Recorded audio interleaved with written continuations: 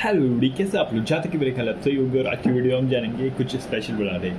तो जहाँ तक कि आप देख सकते हैं कि ये kind of a new setup है ना। तो पहले से वाले से तो काफ़ी बेटर है। काफ़ी पहले तो बैठे काफ़ी अनटाइडीनेस जगह पे बैठता था मैं।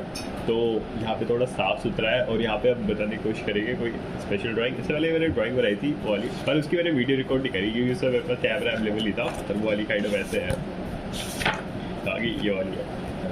तो जैसे है देखा होगा ना शैंक्स की काइंड ऑफ, तो ये ऐसे बनाई थी। पर इसके बाद मेरे को काइंड ऑफ वाली रिकॉर्डिंग दी है जो वैसे बनाता रहा हूँ फास्ट टाइम स्लैप वाली। पर चलता है, कोई दिक्कत नहीं है। पर अभी हम बनाएंगे ना जो वाली, उसका ट्राई करेंगे टाइम स्लैप ढंग का बने।